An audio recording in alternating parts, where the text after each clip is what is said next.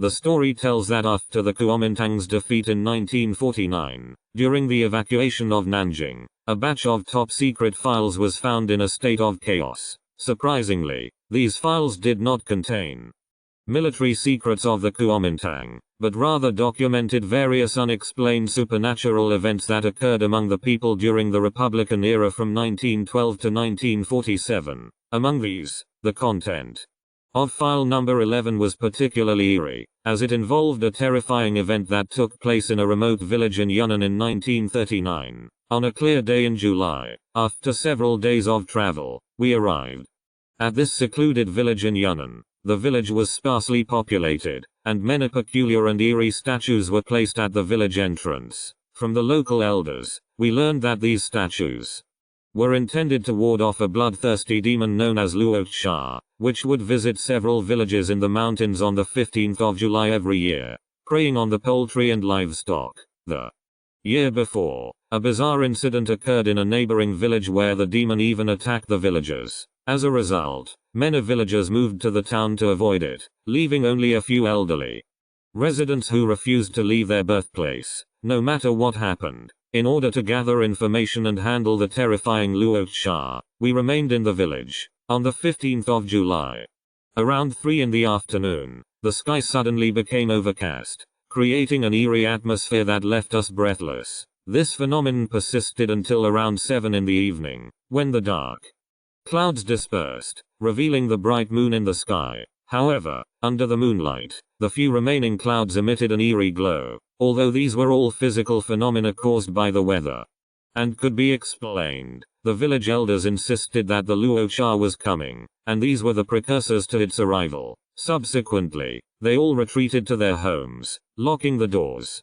As time passed, the tension only increased, and by midnight, the moon in the night sky appeared especially bright. Just as everyone thought the old people were talking nonsense and were preparing to rest, something eerie occurred. Suddenly, many people who appeared as if they had lost their souls appeared in the courtyard, standing eerily still. The sky also began to emit a green glow, and the Luocha, now taking on human form, floated over the village, emitting eerie laughter. We picked up our weapons and began shooting, but the bullet seemed to have no effect on it. At that moment, the people in the courtyard with red eyes launched an attack on us, leaping through the air like zombies. After several rounds of struggle, we were forced to retreat and take cover in the house. It was then that the walls of the house eerily revealed the true form of the Luocha. In 1949, during the evacuation of Nanjing after the defeat of the Kuomintang, a batch of secret files was discovered in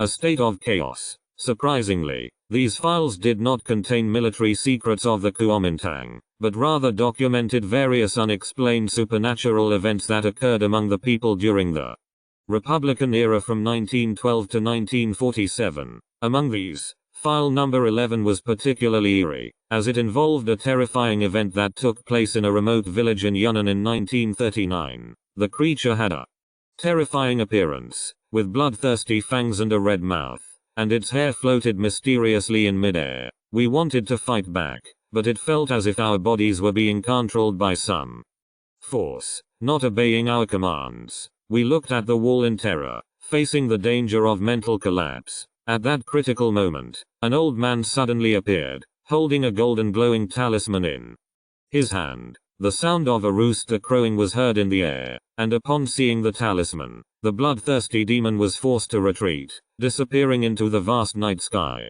After that, we all collapsed in fear and passed out. When we woke up, it was already broad daylight. We asked the old man where the talisman came from. He simply told us that the talisman had been given to him by a passing Taoist a few days earlier. The Taoist was begging for alms in the village, and in exchange for a bowl of vegetarian food, he gave the talisman to the old man, mentioning something about predestined events. At that time, we didn't pay much attention and just put away the talisman. We never thought that this talisman would actually save our lives. After the incident, we stayed in the village for a few days and then decided to return to Chongqing. We reported the whole incident directly to the authorities. Due to the extremely bizarre nature of the event, it quickly attracted the Attention of senior leaders in the military intelligence. A special task force was sent to investigate, but upon arrival at the village, the bloodthirsty demon began emitting bursts of blue smoke.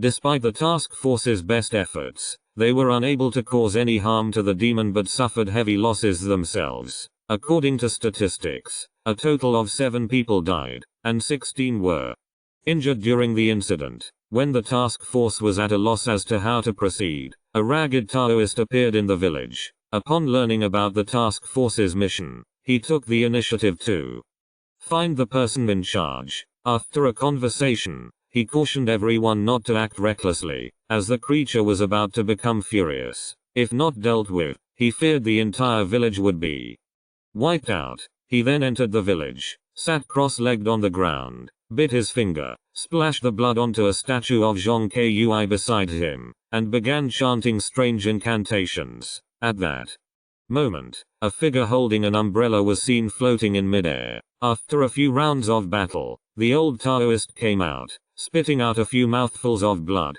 claiming that the matter had been resolved. He then left, covering his chest with his hand. As for why the bloodthirsty demon appeared there and why it turned into its current form, the old Taoist did not say. He only advised the villagers to move the statues at the village entrance, build a temple there, and come to worship during festivals. He assured them that it would only bring benefits to the village, not harm. With that, he left with his tired body. The incident ended there. As for whether the incident was true or false, it's best not to speculate. Let's just take it as a story and not believe it to be true.